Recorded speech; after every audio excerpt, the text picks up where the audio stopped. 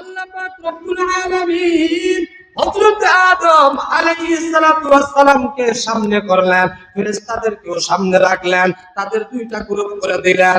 আর একটা লিস্ট আল্লাহ তৈরি করলেন, আসমান জমিনের মধ্যে যা কিছু আছে সবকিছু লিস্ট করলেন। পশু পাখির একটা লিস্ট করে দিলেন, এরকম ভাবে গরু খামারের মধ্যে একটা লিস্ট করে দিলেন, খেত খামারের একটা লিস্ট করে দিলেন। অর্থাৎ আল্লাহর যত মাখলুক আছে সমস্ত কিছুর নামগুলো আল্লাহ লিপিবদ্ধ করে একটা লিস্ট দিয়ে দিলেন। হযরত আদম আলাইহিস সালাতু ওয়াস সালামকে আল্লাহ পাক রব্বুল আলামিন আল্লাহ সমস্ত জ্ঞান দিয়ে দিলেন।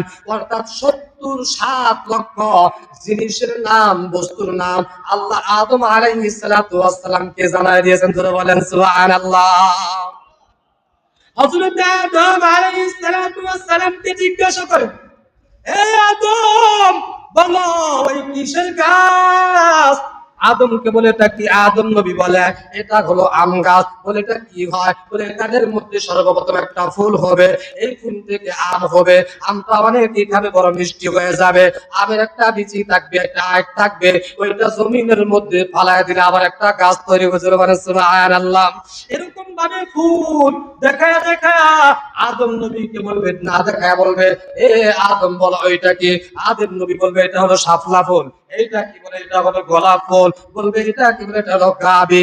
এইটা কি? বলে বকরি। এরকম ভাবে আদম নবী বলতে থাকবে বলতে থাকবে।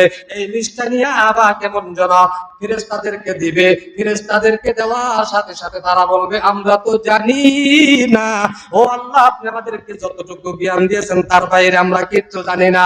সাথে সাথে তারা অনুতপ্ত হয়ে যাবে, কেমন যেন আল্লাহর কাছে বলতে থাকবে, আয় আল্লাহ আপনি তো মহান, আপনি তো নূর, আপনি তো পবিত্র, আপনার ডিসিশন হলো 100% সত্য।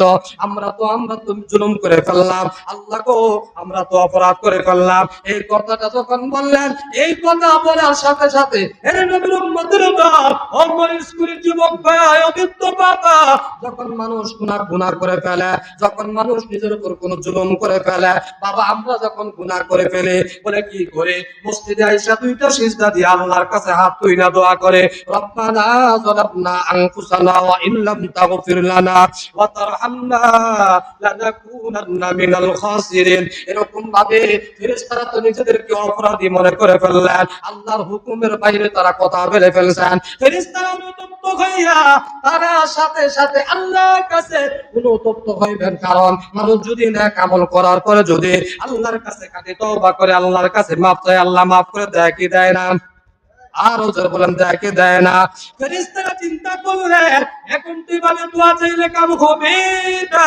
তারা চিন্তা করলেন একটা নেক আমল করতে হবে, কি করা যায়? বলে সাথে সাথে ফেরেশতারা আল্লাহর ঘরটা তওয়াফ করা শুরু করলেন। বাইতুল মামুর সপ্তম আসমানের মধ্যে একটা ঘর আছে। বলে প্রথম আসমানের মধ্যে বাইতুল ইজ্জা, দ্বিতীয় আসমানের মধ্যে কোনো ঘর নাই, তৃতীয় আসমানের মধ্যে কোনো ঘর নাই, চতুর্থ আসমানের মধ্যে কোনো ঘর নাই, পঞ্চম আসমানের মধ্যে কোনো ঘর নাই, সপ্তম আসমানের মধ্যে কোনো ঘর নাই। ওই সপ্তম আসমানের মধ্যে গিয়ে আল্লাহ পাক রব্বুল আলামিন বাইতুল মামুর সৃষ্টি করলেন। ওই ঘরের মধ্যে ফেরেশতারা চক্কর দেয় 7 চক্কর দেওয়ার পর এরকম ভাবে আল্লাহর কাছে দোয়া, রব্বানা যালামনা আনফুসানা ওয়া ইল্লাম তাগফির লানা ওয়া তারহামনা লানাকুনান্না মিনাল খাসিরিন।